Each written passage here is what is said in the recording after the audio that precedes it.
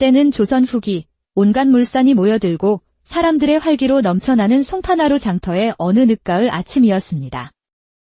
장터 한가운데 커다란 느티나무 아래 유독 정갈한 좌판 하나가 사람들의 시선을 끌고 있었습니다. 좌판의 주인은 20살을 갓 넘긴 듯한 젊은 여인 이서하였습니다. 소복처럼 단정한 흰 치마 저고리를 입었지만 그 어떤 비단옷보다도 고고한 기품이 흘러나왔습니다.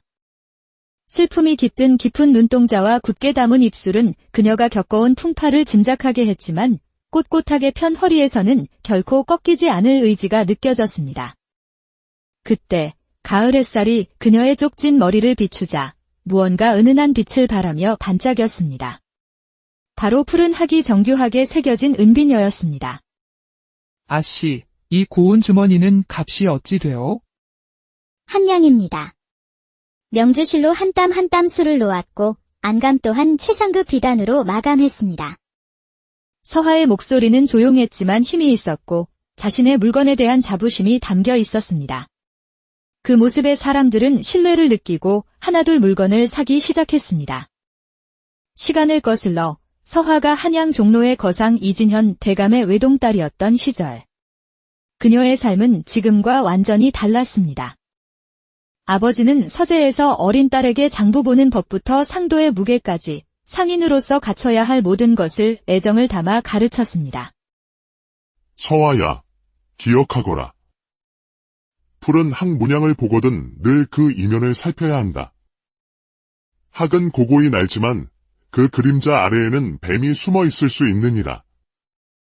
서하가 20살이 되던 해, 그녀는 몰락해가는 양반 가문인 김씨 댁의 장남, 김민준과 혼인하게 되었습니다. 혼례식 날 화려한 원삼을 입은 서하는 시어머니 될 박씨 부인의 차가운 시선을 느꼈습니다. 그 눈빛은 며느리를 맞는 기쁨이 아닌 값비싼 물건의 가치를 매기는 탐욕의 비디였습니다. 참으로 곱구나, 아가. 내가 가져온 혼수 덕에 우리 가문이 다시 일어설 수 있겠어. 한편 한양의 어두운 방에서는 이진현 대감의 대행수 조상철이 촛불 아래서 장부를 조작하고 있었습니다. 그의 소매 끝에 수놓아진 푸른 학문양이 어둠 속에서 음흉하게 번뜩였습니다. 그는 이씨 가문의 막대한 빚을 꾸며내어 모든 재산을 가로챌 계략을 꾸미고 있었습니다. 이진현 영감, 당신의 시대는 끝났소. 이제 이 모든 것은 내 것이 될 것이야. 그로부터 보름도 지나지 않아 이진현 대감이 급작스럽게 세상을 떠났다는 비보가 전해졌습니다. 상복을 입고 친정으로 달려간 서하는 아버지의 영정 앞에서 목 놓아 울었습니다. 수많은 조문객들 사이로 조상철이 거짓 슬픔이 가득한 얼굴로 다가왔습니다. 아가씨, 상심이 크시겠습니다. 대감마님의 은혜는 평생 잊지 않겠습니다. 고개를 숙이는 그의 소매 끝에서 푸른 학문양이 스치는 순간 서하의 머릿속에 아버지의 경고가 성광처럼 스쳐 지나갔습니다. 장례를 마치고 시댁으로 돌아온 서하. 남편 김민주는 몸이 약했지만 마음만은 따뜻한 사람이었습니다. 부인, 미안하오. 이런 기울어가는 집에 오게 하여. 어머니께서 그대를 제물로만 보는 것 같아 마음이 아프오. 하지만 그들의 평온은 길지 않았습니다. 노름에 빠진 시동생 김태호는 끊임없이 서하의 혼수를 탐냈습니다. 형수, 돈이 좀 필요하오. 법과 함께 큰 장사를 해볼까 하는데 미천이 부족해서 말이오. 서하는 모든 것을 내어주었지만 아버지의 마지막 유품인 푸른 학비녀만은 품속 깊이 감추었습니다. 그해 겨울, 남편 민준마저 지병으로 세상을 뜨자 시어머니 박씨 부인은 기다렸다는 듯 서하를 내쫓았습니다. 애군 덩어리 같은 것. 내 남편도 죽었으니 이제 내가 이 집에 있을 이유가 없다. 당장 이 집에서 나가거라. 붉은 노을이 지는 저녁, 서하는 작은 보따리 하나만을 든 채 정든 집에서 쫓겨났습니다. 머리에 꽂힌 은비녀만이 그녀의 유일한 재산이었습니다. 그렇게 송파장터에 자리를 잡게 된 서하는 장터 상인인 박봉란의 도움으로 정직하게 장사를 하며 조금씩 자리를 잡아갔습니다. 그러던 어느 날 서하는 한양에서 온 상인들이 파는 포목에서 푸른 학문양을 발견하고 아버지의 원한을 갚을 때가 왔음을 직감했습니다. 그녀는 신뢰받는 상인 황인성의 도움을 받아 조상철이 유통하는 물류 경로를 역추적하기 시작했습니다. 한편 김씨 가문은 김태호의 노름비드로 완전히 몰락하여 박씨 부인과 태호는 장터의 거지 신세가 되고 말았습니다. 남루한 모습의 두 사람을 발견한 서화는 복잡한 신경 속에서도 그들에게 따뜻한 밥상을 차려주었습니다. 이 밥을 드시고 저와 함께 관하로 가셔야겠습니다. 모든 진실을 밝혀주십시오. 그날 밤 서화는 등불 아래서 은비녀를 살피다 마침내 숨겨진 홈을 발견했습니다. 그 안에는 아버지의 친필로 쓰인 조작되지 않은 진짜 장부의 위치가 적힌 작은 쪽지가 들어있었습니다. 며칠 후 서화는 새로 부임한 청렴한 원님 박윤겸에게 비녀 속 쪽지와 그간 모아온 증거들을 모두 바쳤습니다. 이 모든 것이 사실이라면 이는 하늘을 속인 대죄이다. 당장 역적 조상철을 잡아들이고 모든 장부를 압수하라. 조상철의 모든 죄악이 만천하에 드러났습니다. 관아 마당에서 열린 공개신문에서 박씨 부인과 김태호는 눈물로 자신들의 탐욕을 고백했습니다. 애군은 며느리가 아니었습니다. 저희의 끝없는 탐욕이었습니다. 용서해다, 아오, 아가. 서화는 그들에게 곤장형 대신 봉사 노역을 청했고 살아갈 최소한의 거처와 식량을 마련해 주었습니다. 용서는 하되 다시는 탐욕에 물들지 마십시오. 정직하게 땀 흘려 살아가신다면 그것으로 족합니다. 세월이 흘러 서화의 상단은 정직이라는 깃발 아래 송파장터에서 가장 크게 번성했습니다. 어느 맑은 날 상인 황인성이 그녀를 찾아왔습니다. 두 사람은 밝은 햇살이 쏟아지는 장터 한가운데서 서로를 마주보며 미소 지었습니다. 서화의 머리에 꽂힌 푸른 학비녀는 더 이상 복수의 증거가 아닌 그녀가 지켜낸 명예와 정직의 상징으로서 밝게 빛나고 있었습니다. 때는 조선 후기 온갖 물산이 모여들고 사람들의 활기로 넘쳐나는 송파나루 장터의 어느 늦가을 아침이었습니다. 장터 한가운데 커다란 느티나무 아래 유독 정갈한 좌판 하나가 사람들의 시선을 끌고 있었습니다. 좌판의 주인은 20살을 갓 넘긴 듯한 젊은 여인 이서하였습니다. 소복처럼 단정한 흰 치마 저고리를 입었지만 그 어떤 비단옷보다도 고고한 기품이 흘러나왔습니다. 슬픔이 깃든 깊은 눈동자와 굳게 담은 입술은 그녀가 겪어온 풍파를 짐작하게 했지만 꼿꼿하게 편 허리에서는 결코 꺾이지 않을 의지가 느껴졌습니다. 그때 가을 햇살이 그녀의 쪽진 머리를 비추자 무언가 은은한 빛을 발하며 반짝였습니다. 바로 푸른 학이 정교하게 새겨진 은비녀였습니다. 아씨, 이 고운 주머니는 값이 어찌 되오? 한량입니다. 명주실로 한 땀 한 땀 술을 놓았고 안감 또한 최상급 비단으로 마감했습니다. 서화의 목소리는 조용했지만 힘이 있었고 자신의 물건에 대한 자부심이 담겨 있었습니다. 그 모습에 사람들은 신뢰를 느끼고 하나둘 물건을 사기 시작했습니다. 시간을 거슬러 서화가 한양 종로의 거상 이진현 대감의 외동딸이었던 시절. 그녀의 삶은 지금과 완전히 달랐습니다. 아버지는 서재에서 어린 딸에게 장부 보는 법부터 상도의 무게까지 상인으로서 갖춰야 할 모든 것을 애정을 담아 가르쳤습니다. 서화야, 기억하거라. 푸른 학 문양을 보거든 늘 그 이면을 살펴야 한다. 학은 고고히 날지만 그 그림자 아래에는 뱀이 숨어 있을 수 있느니라.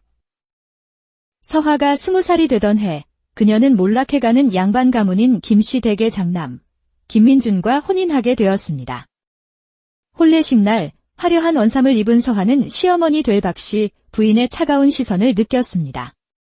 그 눈빛은 며느리를 맞는 기쁨이 아닌 값비싼 물건의 가치를 매기는 탐욕의 비디였습니다. 참으로 곱구나, 아가. 내가 가져온 혼수 덕에 우리 가문이 다시 일어설 수 있겠어. 한편 한양의 어두운 방에서는 이진현 대감의 대행수 조상철이 촛불 아래서 장부를 조작하고 있었습니다. 그의 소매 끝에 수놓아진 푸른 학문양이 어둠 속에서 음흉하게 번뜩였습니다. 그는 이씨 가문의 막대한 빚을 꾸며내어 모든 재산을 가로챌 계략을 꾸미고 있었습니다. 이진현 영감, 당신의 시대는 끝났소. 이제 이 모든 것은 내 것이 될 것이야. 그로부터 보름도 지나지 않아 이진현 대감이 급작스럽게 세상을 떠났다는 비보가 전해졌습니다. 상복을 입고 친정으로 달려간 서화는 아버지의 영정 앞에서 목 놓아 울었습니다. 수많은 조문객들 사이로 조상철이 거짓 슬픔이 가득한 얼굴로 다가왔습니다. 아가씨, 상심이 크시겠습니다. 대감마님의 은혜는 평생 잊지 않겠습니다. 고개를 숙이는 그의 소매 끝에서 푸른 한 문양이 스치는 순간 서화의 머릿속에 아버지의 경고가 성광처럼 스쳐 지나갔습니다. 장례를 마치고 시댁으로 돌아온 서화. 남편 김민주는 몸이 약했지만 마음만은 따뜻한 사람이었습니다. 부인, 미안하오. 이런 기울어가는 집에 오게 하여. 어머니께서 그대를 제물로만 보는 것 같아 마음이 아프오. 하지만 그들의 평온은 길지 않았습니다. 노름에 빠진 시동생 김태호는 끊임없이 서화의 혼수를 탐냈습니다. 형수, 돈이 좀 필요하오. 벗과 함께 큰 장사를 해볼까 하는데 미천이 부족해서 말이오. 서화는 모든 것을 내어주었지만 아버지의 마지막 유품인 푸른 학비녀만은 품속 깊이 감추었습니다. 그해 겨울, 남편 민준마저 지병으로 세상을 뜨자 시어머니 박씨 부인은 기다렸다는 듯 서화를 내쫓았습니다. 애군 덩어리 같은 것. 내 남편도 죽었으니 이제 내가 이 집에 있을 이유가 없다. 당장 이 집에서 나가거라. 붉은 노을이 지는 저녁, 서화는 작은 보따리 하나만을 든 채 정든 집에서 쫓겨났습니다. 머리에 꽂힌 은비녀만이 그녀의 유일한 재산이었습니다. 그렇게 송파장터에 자리를 잡게 된 서화는 장터 상인인 박봉란의 도움으로 정직하게 장사를 하며 조금씩 자리를 잡아갔습니다. 그러던 어느 날 서화는 한양에서 온 상인들이 파는 포목에서 푸른 학문양을 발견하고 아버지의 원한을 갚을 때가 왔음을 직감했습니다. 그녀는 신뢰받는 상인 황인성의 도움을 받아 조상철이 유통하는 물류 경로를 역추적하기 시작했습니다. 한편 김씨 가문은 김태호의 노름비드로 완전히 몰락하여 박씨 부인과 태호는 장터의 거짓 신세가 되고 말았습니다. 남루한 모습의 두 사람을 발견한 서화는 복잡한 신경 속에서도 그들에게 따뜻한 밥상을 차려주었습니다. 이 밥을 드시고 저와 함께 관하로 가셔야겠습니다. 모든 진실을 밝혀주십시오. 그날 밤 서화는 등불 아래서 은비녀를 살피다 마침내 숨겨진 홈을 발견했습니다. 그 안에는 아버지의 친필로 쓰인 조작되지 않은 진짜 장부의 위치가 적힌 작은 쪽지가 들어있었습니다. 며칠 후 서화는 새로 부임한 청렴한 원님 박윤겸에게 비녀 속 쪽지와 그간 모아온 증거들을 모두 바쳤습니다. 이 모든 것이 사실이라면 이는 하늘을 속인 대죄이다. 당장 역적 조상철을 잡아들이고 모든 장부를 압수하라.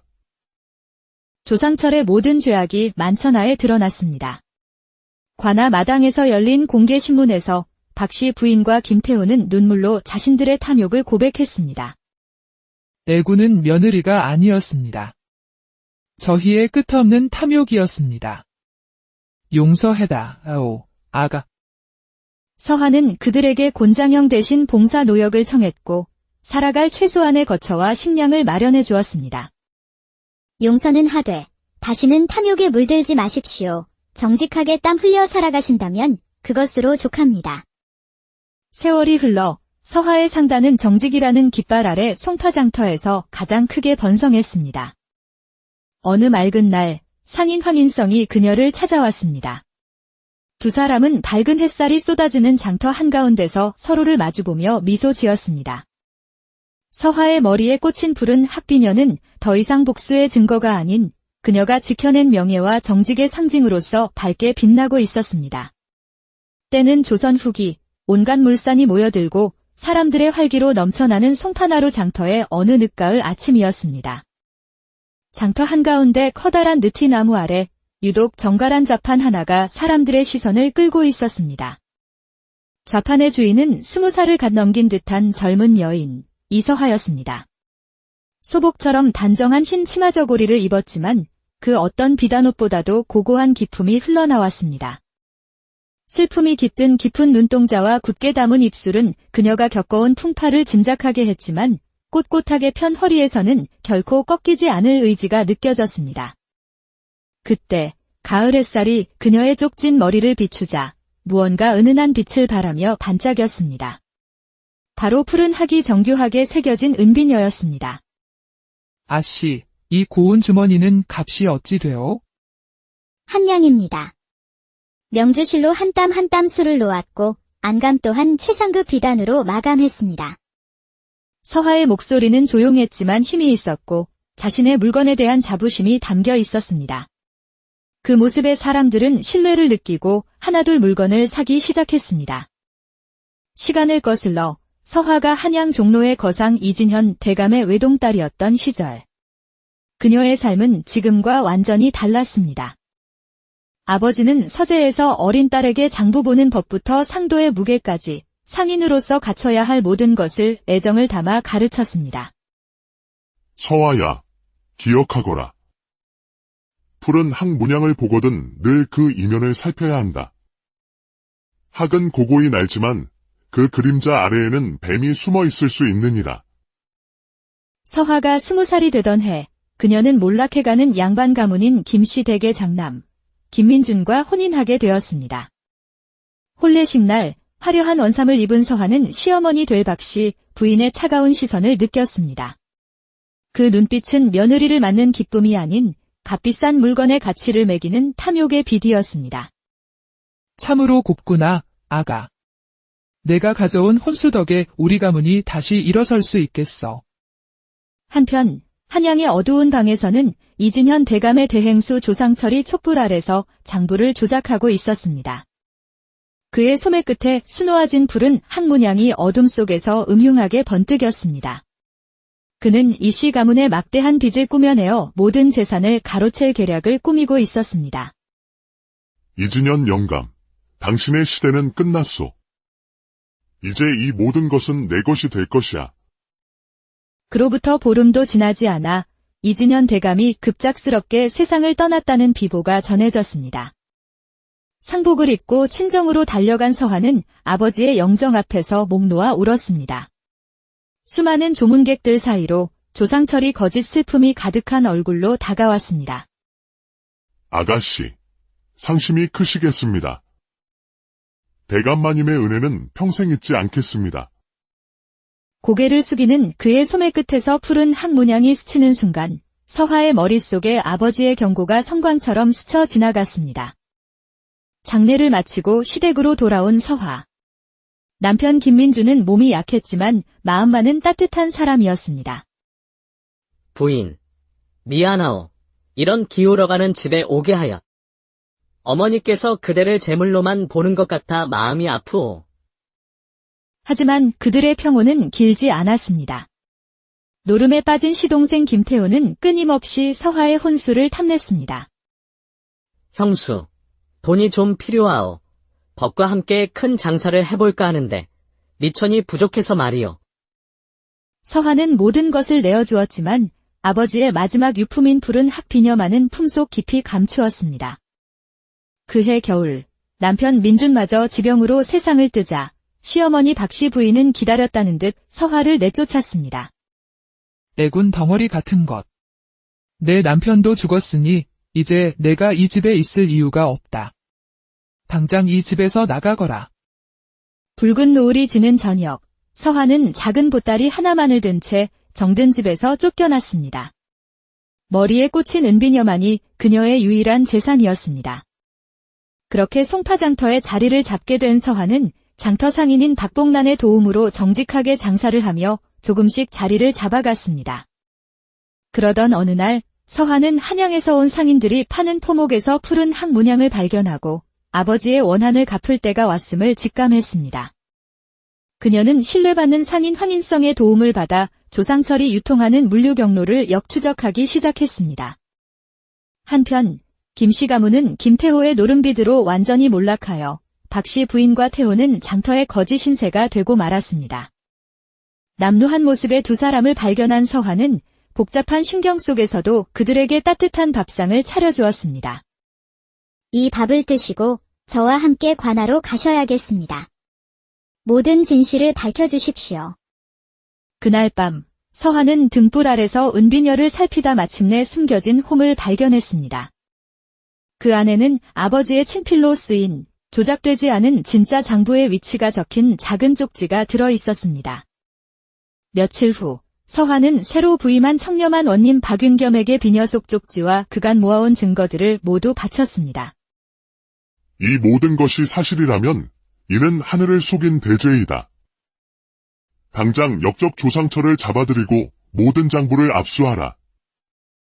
조상철의 모든 죄악이 만천하에 드러났습니다. 관아 마당에서 열린 공개신문에서 박씨 부인과 김태우는 눈물로 자신들의 탐욕을 고백했습니다. 애군은 며느리가 아니었습니다. 저희의 끝없는 탐욕이었습니다. 용서해다, 아오, 아가. 서한은 그들에게 곤장형 대신 봉사 노역을 청했고 살아갈 최소한의 거처와 식량을 마련해 주었습니다. 용서는 하되 다시는 탐욕에 물들지 마십시오. 정직하게 땀 흘려 살아가신다면 그것으로 족합니다. 세월이 흘러 서하의 상단은 정직이라는 깃발 아래 송파장터에서 가장 크게 번성했습니다. 어느 맑은 날 상인 황인성이 그녀를 찾아왔습니다. 두 사람은 밝은 햇살이 쏟아지는 장터 한가운데서 서로를 마주보며 미소 지었습니다. 서하의 머리에 꽂힌 푸른 학비녀는 더 이상 복수의 증거가 아닌 그녀가 지켜낸 명예와 정직의 상징으로서 밝게 빛나고 있었습니다.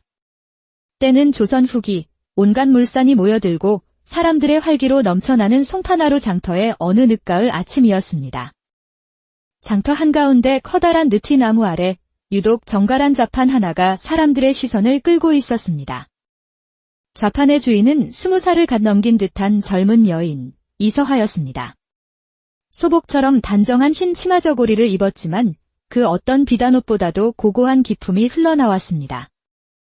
슬픔이 깃든 깊은 눈동자와 굳게 담은 입술은 그녀가 겪어온 풍파를 짐작하게 했지만 꼿꼿하게 편 허리에서는 결코 꺾이지 않을 의지가 느껴졌습니다. 그때 가을 햇살이 그녀의 쪽진 머리를 비추자 무언가 은은한 빛을 발하며 반짝였습니다. 바로 푸른 학이 정교하게 새겨진 은비녀였습니다. 아씨, 이 고운 주머니는 값이 어찌 되오? 한량입니다. 명주실로 한 땀 한 땀 술을 놓았고 안감 또한 최상급 비단으로 마감했습니다. 서하의 목소리는 조용했지만 힘이 있었고 자신의 물건에 대한 자부심이 담겨 있었습니다. 그 모습에 사람들은 신뢰를 느끼고 하나둘 물건을 사기 시작했습니다. 시간을 거슬러 서하가 한양 종로의 거상 이진현 대감의 외동딸이었던 시절. 그녀의 삶은 지금과 완전히 달랐습니다. 아버지는 서재에서 어린 딸에게 장부 보는 법부터 상도의 무게까지 상인으로서 갖춰야 할 모든 것을 애정을 담아 가르쳤습니다. 서아야, 기억하거라. 푸른 학 문양을 보거든 늘 그 이면을 살펴야 한다. 학은 고고히 날지만 그 그림자 아래에는 뱀이 숨어 있을 수 있느니라. 서하가 20살이 되던 해, 그녀는 몰락해가는 양반 가문인 김씨 댁의 장남, 김민준과 혼인하게 되었습니다. 혼례식 날 화려한 원삼을 입은 서하는 시어머니 될 박씨 부인의 차가운 시선을 느꼈습니다. 그 눈빛은 며느리를 맞는 기쁨이 아닌 값비싼 물건의 가치를 매기는 탐욕의 비디였습니다. 참으로 곱구나, 아가. 내가 가져온 혼수 덕에 우리 가문이 다시 일어설 수 있겠어. 한편 한양의 어두운 방에서는 이진현 대감의 대행수 조상철이 촛불 아래서 장부를 조작하고 있었습니다. 그의 소매 끝에 수놓아진 푸른 학문양이 어둠 속에서 음흉하게 번뜩였습니다. 그는 이씨 가문의 막대한 빚을 꾸며내어 모든 재산을 가로챌 계략을 꾸미고 있었습니다. 이진현 영감, 당신의 시대는 끝났소. 이제 이 모든 것은 내 것이 될 것이야.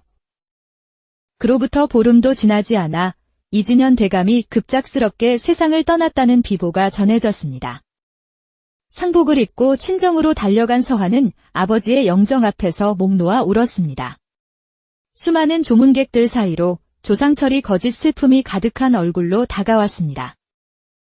아가씨, 상심이 크시겠습니다. 대감마님의 은혜는 평생 잊지 않겠습니다.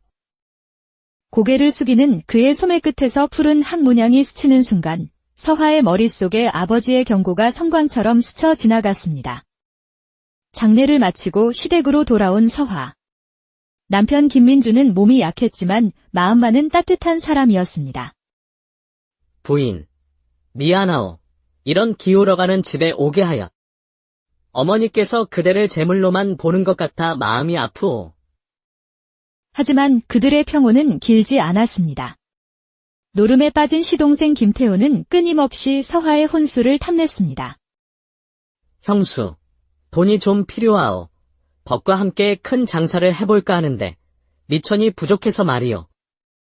서화는 모든 것을 내어주었지만 아버지의 마지막 유품인 푸른 학비녀만은 품속 깊이 감추었습니다.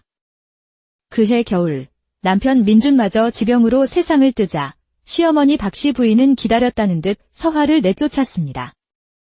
애군 덩어리 같은 것. 내 남편도 죽었으니 이제 내가 이 집에 있을 이유가 없다. 당장 이 집에서 나가거라. 붉은 노을이 지는 저녁, 서화는 작은 보따리 하나만을 든 채 정든 집에서 쫓겨났습니다. 머리에 꽂힌 은비녀만이 그녀의 유일한 재산이었습니다. 그렇게 송파장터에 자리를 잡게 된 서화는 장터 상인인 박봉란의 도움으로 정직하게 장사를 하며 조금씩 자리를 잡아갔습니다. 그러던 어느 날 서화는 한양에서 온 상인들이 파는 포목에서 푸른 학문양을 발견하고 아버지의 원한을 갚을 때가 왔음을 직감했습니다. 그녀는 신뢰받는 상인 황인성의 도움을 받아 조상철이 유통하는 물류 경로를 역추적하기 시작했습니다. 한편 김씨 가문은 김태호의 노름비드로 완전히 몰락하여 박씨 부인과 태호는 장터의 거지 신세가 되고 말았습니다. 남루한 모습의 두 사람을 발견한 서화는 복잡한 신경 속에서도 그들에게 따뜻한 밥상을 차려주었습니다. 이 밥을 드시고 저와 함께 관하로 가셔야겠습니다. 모든 진실을 밝혀주십시오. 그날 밤 서화는 등불 아래서 은비녀를 살피다 마침내 숨겨진 홈을 발견했습니다. 그 안에는 아버지의 친필로 쓰인 조작되지 않은 진짜 장부의 위치가 적힌 작은 쪽지가 들어있었습니다. 며칠 후 서화는 새로 부임한 청렴한 원님 박윤겸에게 비녀 속 쪽지와 그간 모아온 증거들을 모두 바쳤습니다.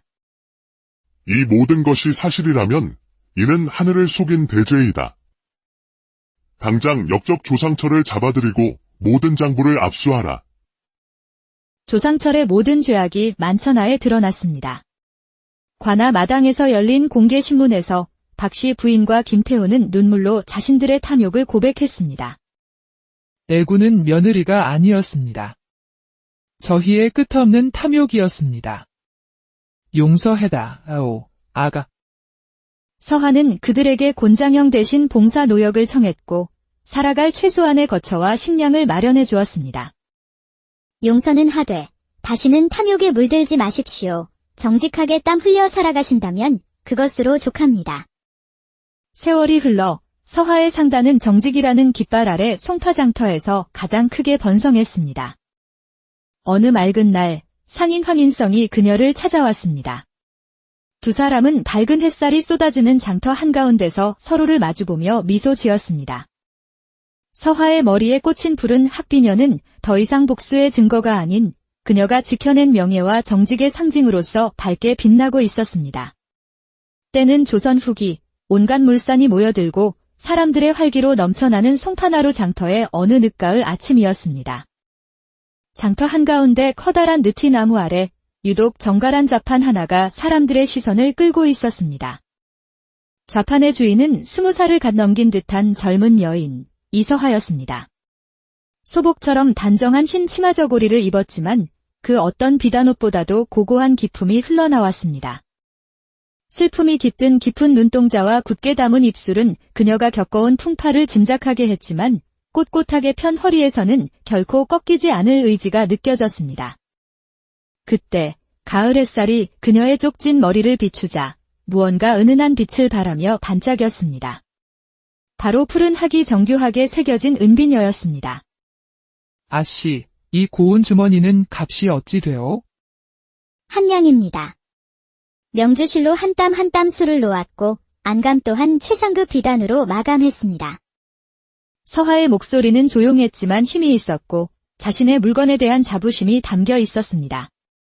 그 모습에 사람들은 신뢰를 느끼고 하나둘 물건을 사기 시작했습니다. 시간을 거슬러 서화가 한양 종로의 거상 이진현 대감의 외동딸이었던 시절. 그녀의 삶은 지금과 완전히 달랐습니다. 아버지는 서재에서 어린 딸에게 장부 보는 법부터 상도의 무게까지 상인으로서 갖춰야 할 모든 것을 애정을 담아 가르쳤습니다. 서화야, 기억하거라. 푸른 학 문양을 보거든 늘 그 이면을 살펴야 한다. 학은 고고히 날지만 그 그림자 아래에는 뱀이 숨어 있을 수 있느니라. 서화가 20살이 되던 해, 그녀는 몰락해가는 양반 가문인 김씨 댁의 장남, 김민준과 혼인하게 되었습니다. 혼례식 날, 화려한 원삼을 입은 서화는 시어머니 될 박씨 부인의 차가운 시선을 느꼈습니다. 그 눈빛은 며느리를 맞는 기쁨이 아닌 값비싼 물건의 가치를 매기는 탐욕의 빛이었습니다. 참으로 곱구나, 아가. 내가 가져온 혼수 덕에 우리 가문이 다시 일어설 수 있겠어. 한편 한양의 어두운 방에서는 이진현 대감의 대행수 조상철이 촛불 아래서 장부를 조작하고 있었습니다. 그의 소매 끝에 수놓아진 푸른 학문양이 어둠 속에서 음흉하게 번뜩였습니다.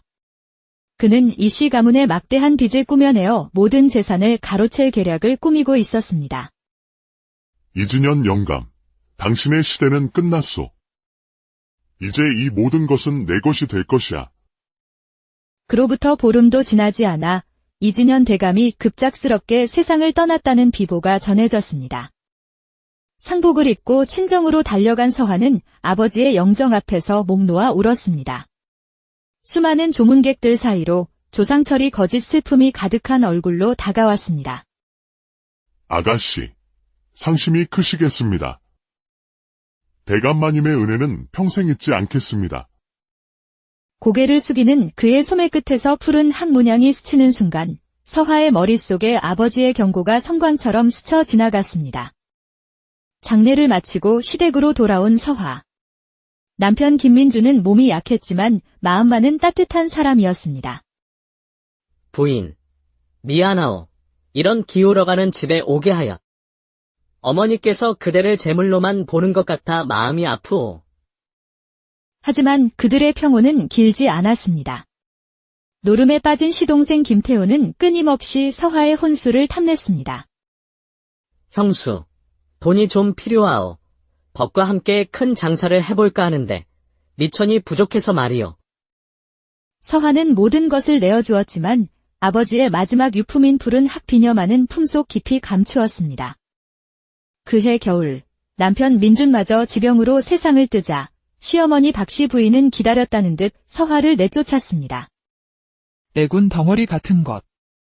내 남편도 죽었으니 이제 내가 이 집에 있을 이유가 없다.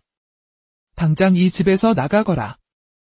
붉은 노을이 지는 저녁, 서화는 작은 보따리 하나만을 든 채 정든 집에서 쫓겨났습니다. 머리에 꽂힌 은비녀만이 그녀의 유일한 재산이었습니다. 그렇게 송파장터에 자리를 잡게 된 서화는 장터 상인인 박봉란의 도움으로 정직하게 장사를 하며 조금씩 자리를 잡아갔습니다. 그러던 어느 날 서화는 한양에서 온 상인들이 파는 포목에서 푸른 학문양을 발견하고 아버지의 원한을 갚을 때가 왔음을 직감했습니다. 그녀는 신뢰받는 상인 황인성의 도움을 받아 조상철이 유통하는 물류 경로를 역추적하기 시작했습니다. 한편 김씨 가문은 김태호의 노름비드로 완전히 몰락하여 박씨 부인과 태호는 장터의 거지 신세가 되고 말았습니다. 남루한 모습의 두 사람을 발견한 서화는 복잡한 신경 속에서도 그들에게 따뜻한 밥상을 차려주었습니다. 이 밥을 드시고 저와 함께 관하로 가셔야겠습니다. 모든 진실을 밝혀주십시오. 그날 밤 서화는 등불 아래서 은비녀를 살피다 마침내 숨겨진 홈을 발견했습니다. 그 안에는 아버지의 친필로 쓰인 조작되지 않은 진짜 장부의 위치가 적힌 작은 쪽지가 들어있었습니다. 며칠 후 서화는 새로 부임한 청렴한 원님 박윤겸에게 비녀 속 쪽지와 그간 모아온 증거들을 모두 바쳤습니다. 이 모든 것이 사실이라면 이는 하늘을 속인 대죄이다. 당장 역적 조상철을 잡아들이고 모든 장부를 압수하라. 조상철의 모든 죄악이 만천하에 드러났습니다. 관아 마당에서 열린 공개신문에서 박씨 부인과 김태우는 눈물로 자신들의 탐욕을 고백했습니다. 애군은 며느리가 아니었습니다. 저희의 끝없는 탐욕이었습니다. 용서해다, 아오, 아가. 서한은 그들에게 곤장형 대신 봉사 노역을 청했고 살아갈 최소한의 거처와 식량을 마련해 주었습니다. 용서는 하되 다시는 탐욕에 물들지 마십시오. 정직하게 땀 흘려 살아가신다면 그것으로 족합니다. 세월이 흘러 서하의 상단은 정직이라는 깃발 아래 송파장터에서 가장 크게 번성했습니다. 어느 맑은 날 상인 황인성이 그녀를 찾아왔습니다. 두 사람은 밝은 햇살이 쏟아지는 장터 한가운데서 서로를 마주보며 미소 지었습니다. 서하의 머리에 꽂힌 푸른 학비녀는 더 이상 복수의 증거가 아닌 그녀가 지켜낸 명예와 정직의 상징으로서 밝게 빛나고 있었습니다. 때는 조선 후기 온갖 물산이 모여들고 사람들의 활기로 넘쳐나는 송파나루 장터의 어느 늦가을 아침이었습니다. 장터 한가운데 커다란 느티나무 아래 유독 정갈한 좌판 하나가 사람들의 시선을 끌고 있었습니다. 좌판의 주인은 20살을 갓 넘긴 듯한 젊은 여인, 이서하였습니다. 소복처럼 단정한 흰 치마 저고리를 입었지만 그 어떤 비단옷보다도 고고한 기품이 흘러나왔습니다. 슬픔이 깃든 깊은 눈동자와 굳게 담은 입술은 그녀가 겪어온 풍파를 짐작하게 했지만 꼿꼿하게 편 허리에서는 결코 꺾이지 않을 의지가 느껴졌습니다. 그때 가을 햇살이 그녀의 쪽진 머리를 비추자 무언가 은은한 빛을 발하며 반짝였습니다. 바로 푸른 학이 정교하게 새겨진 은비녀였습니다. 아씨, 이 고운 주머니는 값이 어찌 되오? 한량입니다. 명주실로 한 땀 한 땀 술을 놓았고 안감 또한 최상급 비단으로 마감했습니다. 서하의 목소리는 조용했지만 힘이 있었고 자신의 물건에 대한 자부심이 담겨 있었습니다. 그 모습에 사람들은 신뢰를 느끼고 하나둘 물건을 사기 시작했습니다. 시간을 거슬러 서하가 한양 종로의 거상 이진현 대감의 외동딸이었던 시절. 그녀의 삶은 지금과 완전히 달랐습니다. 아버지는 서재에서 어린 딸에게 장부 보는 법부터 상도의 무게까지 상인으로서 갖춰야 할 모든 것을 애정을 담아 가르쳤습니다. 서하야, 기억하거라. 푸른 학 문양을 보거든 늘 그 이면을 살펴야 한다. 학은 고고히 날지만 그 그림자 아래에는 뱀이 숨어 있을 수 있느니라. 서하가 20살이 되던 해, 그녀는 몰락해가는 양반 가문인 김씨 댁의 장남, 김민준과 혼인하게 되었습니다. 혼례식 날 화려한 원삼을 입은 서하는 시어머니 될 박씨 부인의 차가운 시선을 느꼈습니다. 그 눈빛은 며느리를 맞는 기쁨이 아닌 값비싼 물건의 가치를 매기는 탐욕의 비디였습니다. 참으로 곱구나, 아가. 내가 가져온 혼수 덕에 우리 가문이 다시 일어설 수 있겠어. 한편 한양의 어두운 방에서는 이진현 대감의 대행수 조상철이 촛불 아래서 장부를 조작하고 있었습니다. 그의 소매 끝에 수놓아진 푸른 학문양이 어둠 속에서 음흉하게 번뜩였습니다. 그는 이씨 가문의 막대한 빚을 꾸며내어 모든 재산을 가로챌 계략을 꾸미고 있었습니다. 이진현 영감, 당신의 시대는 끝났소. 이제 이 모든 것은 내 것이 될 것이야. 그로부터 보름도 지나지 않아 이진현 대감이 급작스럽게 세상을 떠났다는 비보가 전해졌습니다. 상복을 입고 친정으로 달려간 서하는 아버지의 영정 앞에서 목 놓아 울었습니다. 수많은 조문객들 사이로 조상철이 거짓 슬픔이 가득한 얼굴로 다가왔습니다. 아가씨, 상심이 크시겠습니다. 대감마님의 은혜는 평생 잊지 않겠습니다. 고개를 숙이는 그의 소매 끝에서 푸른 학문양이 스치는 순간 서하의 머릿속에 아버지의 경고가 성광처럼 스쳐 지나갔습니다. 장례를 마치고 시댁으로 돌아온 서하. 남편 김민주는 몸이 약했지만 마음만은 따뜻한 사람이었습니다. 부인, 미안하오. 이런 기울어가는 집에 오게 하여. 어머니께서 그대를 제물로만 보는 것 같아 마음이 아프오. 하지만 그들의 평온은 길지 않았습니다.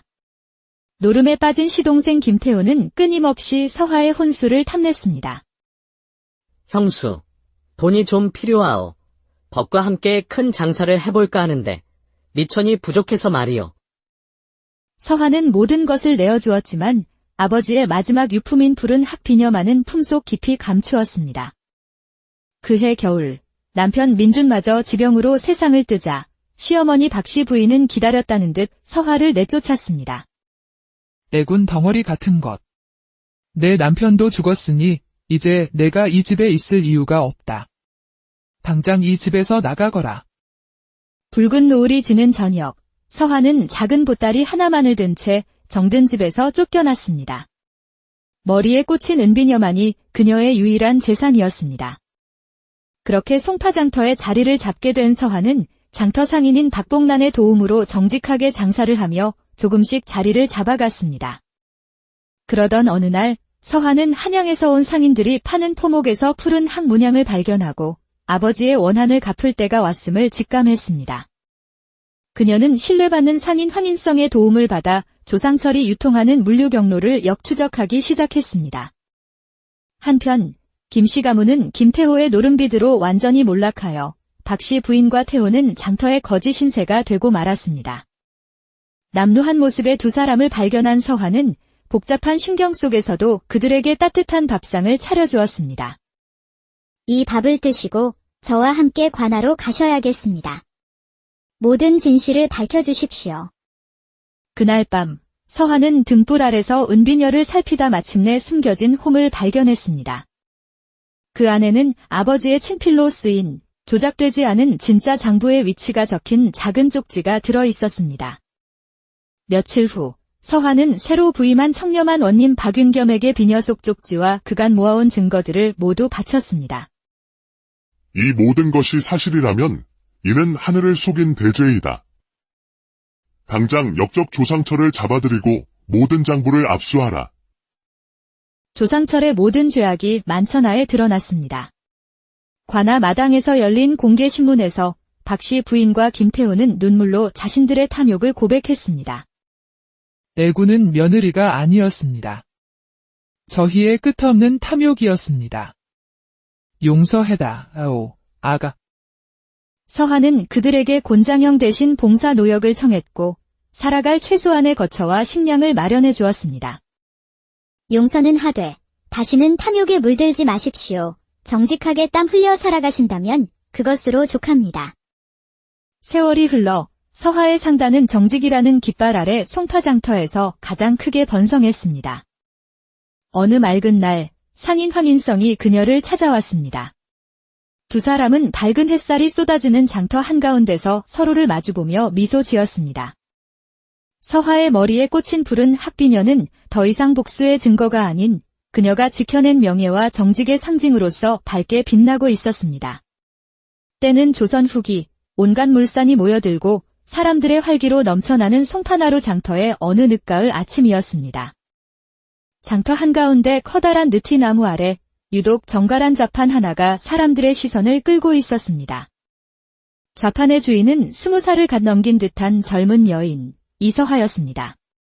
소복처럼 단정한 흰 치마 저고리를 입었지만 그 어떤 비단옷보다도 고고한 기품이 흘러나왔습니다.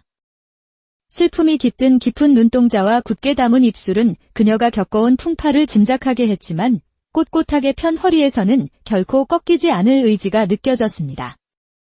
그때 가을 햇살이 그녀의 쪽진 머리를 비추자 무언가 은은한 빛을 발하며 반짝였습니다. 바로 푸른 학이 정교하게 새겨진 은비녀였습니다. 아씨, 이 고운 주머니는 값이 어찌 되오? 한량입니다. 명주실로 한 땀 한 땀 술을 놓았고 안감 또한 최상급 비단으로 마감했습니다. 서화의 목소리는 조용했지만 힘이 있었고 자신의 물건에 대한 자부심이 담겨 있었습니다. 그 모습에 사람들은 신뢰를 느끼고 하나둘 물건을 사기 시작했습니다. 시간을 거슬러 서화가 한양 종로의 거상 이진현 대감의 외동딸이었던 시절.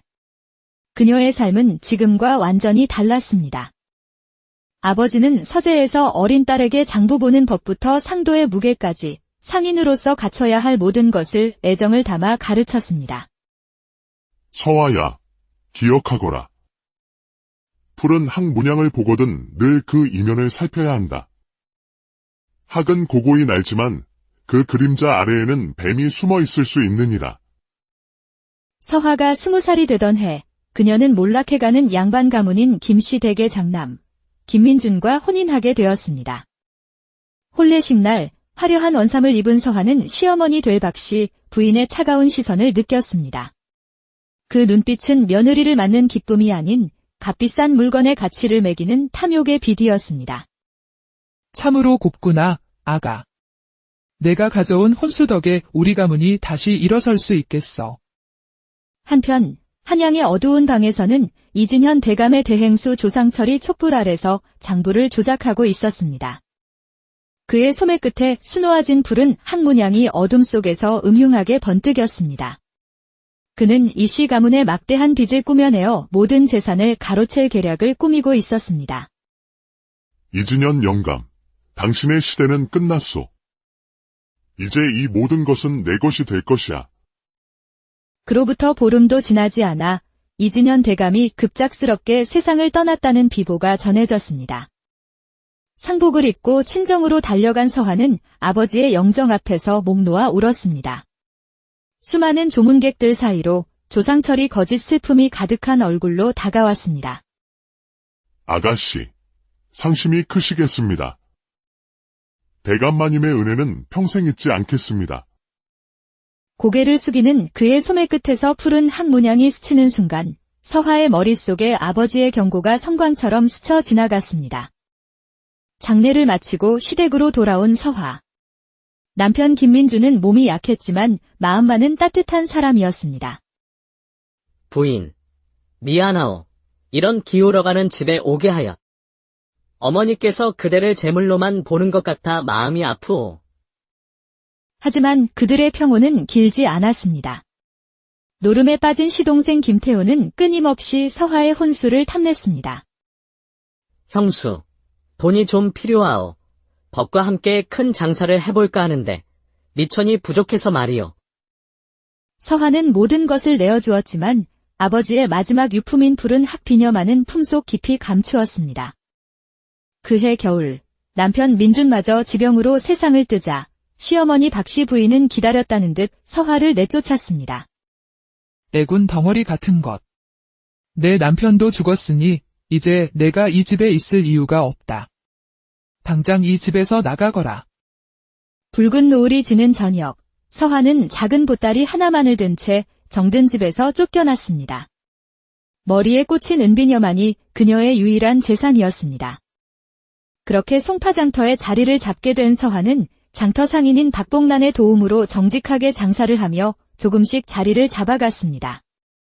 그러던 어느 날 서화는 한양에서 온 상인들이 파는 포목에서 푸른 학문양을 발견하고 아버지의 원한을 갚을 때가 왔음을 직감했습니다. 그녀는 신뢰받는 상인 황인성의 도움을 받아 조상철이 유통하는 물류 경로를 역추적하기 시작했습니다. 한편 김씨 가문은 김태호의 노름비드로 완전히 몰락하여 박씨 부인과 태호는 장터의 거지 신세가 되고 말았습니다. 남루한 모습의 두 사람을 발견한 서화는 복잡한 신경 속에서도 그들에게 따뜻한 밥상을 차려주었습니다. 이 밥을 드시고 저와 함께 관하로 가셔야겠습니다. 모든 진실을 밝혀주십시오. 그날 밤 서화는 등불 아래서 은비녀를 살피다 마침내 숨겨진 홈을 발견했습니다. 그 안에는 아버지의 친필로 쓰인 조작되지 않은 진짜 장부의 위치가 적힌 작은 쪽지가 들어 있었습니다. 며칠 후 서화는 새로 부임한 청렴한 원님 박윤겸에게 비녀 속 쪽지와 그간 모아온 증거들을 모두 바쳤습니다. 이 모든 것이 사실이라면 이는 하늘을 속인 대죄이다. 당장 역적 조상철을 잡아들이고 모든 장부를 압수하라. 조상철의 모든 죄악이 만천하에 드러났습니다. 관아 마당에서 열린 공개신문에서 박씨 부인과 김태호는 눈물로 자신들의 탐욕을 고백했습니다. 애군은 며느리가 아니었습니다. 저희의 끝없는 탐욕이었습니다. 용서해다, 아오, 아가. 서화는 그들에게 곤장형 대신 봉사 노역을 청했고 살아갈 최소한의 거처와 식량을 마련해 주었습니다. 용서는 하되 다시는 탐욕에 물들지 마십시오. 정직하게 땀 흘려 살아가신다면 그것으로 족합니다. 세월이 흘러 서화의 상단은 정직이라는 깃발 아래 송파장터에서 가장 크게 번성했습니다. 어느 맑은 날 상인 황인성이 그녀를 찾아왔습니다. 두 사람은 밝은 햇살이 쏟아지는 장터 한가운데서 서로를 마주보며 미소 지었습니다. 서화의 머리에 꽂힌 푸른 학비녀는 더 이상 복수의 증거가 아닌 그녀가 지켜낸 명예와 정직의 상징으로서 밝게 빛나고 있었습니다. 때는 조선 후기 온갖 물산이 모여들고 사람들의 활기로 넘쳐나는 송파나루 장터의 어느 늦가을 아침이었습니다. 장터 한가운데 커다란 느티나무 아래 유독 정갈한 좌판 하나가 사람들의 시선을 끌고 있었습니다. 좌판의 주인은 20살을 갓 넘긴 듯한 젊은 여인 이서하였습니다. 소복처럼 단정한 흰 치마 저고리를 입었지만 그 어떤 비단옷보다도 고고한 기품이 흘러나왔습니다. 슬픔이 깃든 깊은 눈동자와 굳게 담은 입술은 그녀가 겪어온 풍파를 짐작하게 했지만 꼿꼿하게 편 허리에서는 결코 꺾이지 않을 의지가 느껴졌습니다. 그때 가을 햇살이 그녀의 쪽진 머리를 비추자 무언가 은은한 빛을 발하며 반짝였습니다. 바로 푸른 학이 정교하게 새겨진 은비녀였습니다. 아씨, 이 고운 주머니는 값이 어찌 되오? 한냥입니다. 명주실로 한 땀 한 땀 술을 놓았고 안감 또한 최상급 비단으로 마감했습니다. 서화의 목소리는 조용했지만 힘이 있었고 자신의 물건에 대한 자부심이 담겨 있었습니다. 그 모습에 사람들은 신뢰를 느끼고 하나둘 물건을 사기 시작했습니다. 시간을 거슬러 서화가 한양 종로의 거상 이진현 대감의 외동딸이었던 시절. 그녀의 삶은 지금과 완전히 달랐습니다. 아버지는 서재에서 어린 딸에게 장부 보는 법부터 상도의 무게까지 상인으로서 갖춰야 할 모든 것을 애정을 담아 가르쳤습니다. 서화야, 기억하거라. 푸른 학 문양을 보거든 늘 그 이면을 살펴야 한다. 학은 고고히 날지만 그 그림자 아래에는 뱀이 숨어 있을 수 있느니라. 서화가 20살이 되던 해, 그녀는 몰락해가는 양반 가문인 김씨 댁의 장남, 김민준과 혼인하게 되었습니다. 혼례식 날, 화려한 원삼을 입은 서화는 시어머니 될 박씨 부인의 차가운 시선을 느꼈습니다. 그 눈빛은 며느리를 맞는 기쁨이 아닌 값비싼 물건의 가치를 매기는 탐욕의 비디였습니다. 참으로 곱구나, 아가. 내가 가져온 혼수 덕에 우리 가문이 다시 일어설 수 있겠어. 한편 한양의 어두운 방에서는 이진현 대감의 대행수 조상철이 촛불 아래서 장부를 조작하고 있었습니다. 그의 소매 끝에 수놓아진 푸른 학문양이 어둠 속에서 음흉하게 번뜩였습니다. 그는 이씨 가문의 막대한 빚을 꾸며내어 모든 재산을 가로챌 계략을 꾸미고 있었습니다. 이진현 영감, 당신의 시대는 끝났소. 이제 이 모든 것은 내 것이 될 것이야. 그로부터 보름도 지나지 않아 이진현 대감이 급작스럽게 세상을 떠났다는 비보가 전해졌습니다. 상복을 입고 친정으로 달려간 서화는 아버지의 영정 앞에서 목 놓아 울었습니다. 수많은 조문객들 사이로 조상철이 거짓 슬픔이 가득한 얼굴로 다가왔습니다. 아가씨, 상심이 크시겠습니다. 대감마님의 은혜는 평생 잊지 않겠습니다. 고개를 숙이는 그의 소매 끝에서 푸른 학문양이 스치는 순간 서화의 머릿속에 아버지의 경고가 성광처럼 스쳐 지나갔습니다. 장례를 마치고 시댁으로 돌아온 서화. 남편 김민주는 몸이 약했지만 마음만은 따뜻한 사람이었습니다. 부인, 미안하오. 이런 기울어가는 집에 오게 하여. 어머니께서 그대를 제물로만 보는 것 같아 마음이 아프오. 하지만 그들의 평온은 길지 않았습니다. 노름에 빠진 시동생 김태호는 끊임없이 서화의 혼수를 탐냈습니다. 형수, 돈이 좀 필요하오. 법과 함께 큰 장사를 해볼까 하는데 미천이 부족해서 말이오. 서화는 모든 것을 내어주었지만 아버지의 마지막 유품인 푸른 학비녀만은 품속 깊이 감추었습니다. 그해 겨울 남편 민준마저 지병으로 세상을 뜨자 시어머니 박씨 부인은 기다렸다는 듯 서화를 내쫓았습니다. 애군 덩어리 같은 것. 내 남편도 죽었으니 이제 내가 이 집에 있을 이유가 없다. 당장 이 집에서 나가거라. 붉은 노을이 지는 저녁, 서화는 작은 보따리 하나만을 든 채 정든 집에서 쫓겨났습니다. 머리에 꽂힌 은비녀만이 그녀의 유일한 재산이었습니다. 그렇게 송파장터에 자리를 잡게 된 서화는 장터 상인인 박봉란의 도움으로 정직하게 장사를 하며 조금씩 자리를 잡아갔습니다. 그러던 어느 날 서화는 한양에서 온 상인들이 파는 포목에서 푸른 학문양을 발견하고 아버지의 원한을 갚을 때가 왔음을 직감했습니다. 그녀는 신뢰받는 상인 황인성의 도움을 받아 조상철이 유통하는 물류 경로를 역추적하기 시작했습니다. 한편 김씨 가문은 김태호의 노름비드로 완전히 몰락하여 박씨 부인과 태호는 장터의 거지 신세가 되고 말았습니다. 남루한 모습의 두 사람을 발견한 서화는 복잡한 심경 속에서도 그들에게 따뜻한 밥상을 차려주었습니다. 이 밥을 드시고 저와 함께 관하로 가셔야겠습니다. 모든 진실을 밝혀주십시오. 그날 밤 서화는 등불 아래서 은비녀를 살피다 마침내 숨겨진 홈을 발견했습니다. 그 안에는 아버지의 친필로 쓰인 조작되지 않은 진짜 장부의 위치가 적힌 작은 쪽지가 들어있었습니다. 며칠 후 서화는 새로 부임한 청렴한 원님 박윤겸에게 비녀속 쪽지와 그간 모아온 증거들을 모두 바쳤습니다. 이 모든 것이 사실이라면 이는 하늘을 속인 대죄이다. 당장 역적 조상철을 잡아들이고 모든 장부를 압수하라. 조상철의 모든 죄악이 만천하에 드러났습니다. 관아 마당에서 열린 공개신문에서 박씨 부인과 김태호는 눈물로 자신들의 탐욕을 고백했습니다. 애군은 며느리가 아니었습니다. 저희의 끝없는 탐욕이었습니다. 용서해다, 아오, 아가.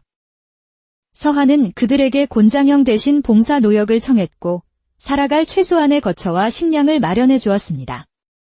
용서는 하되 다시는 탐욕에 물들지 마십시오. 정직하게 땀 흘려 살아가신다면 그것으로 족합니다. 세월이 흘러 서화의 상단은 정직이라는 깃발 아래 송파장터에서 가장 크게 번성했습니다.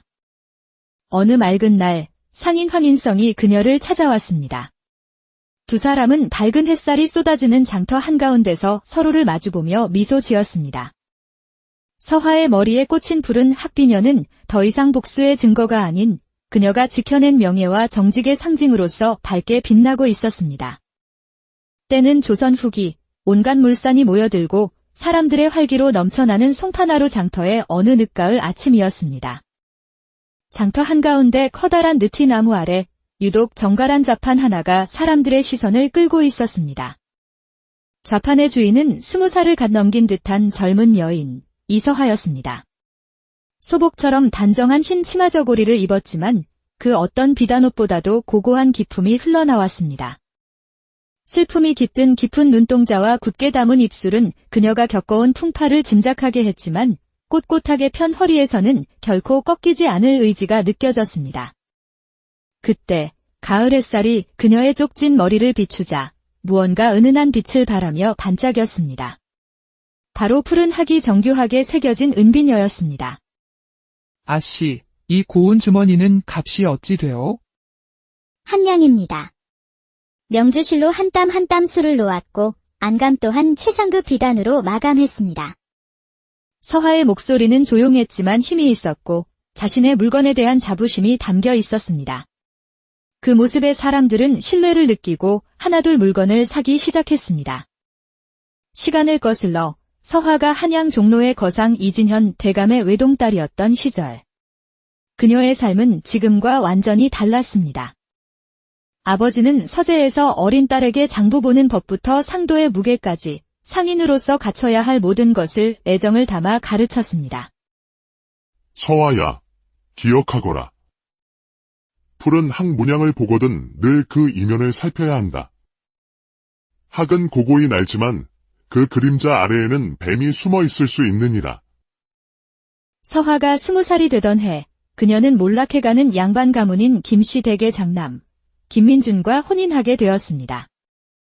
혼례식 날 화려한 원삼을 입은 서한은 시어머니 될 박씨 부인의 차가운 시선을 느꼈습니다. 그 눈빛은 며느리를 맞는 기쁨이 아닌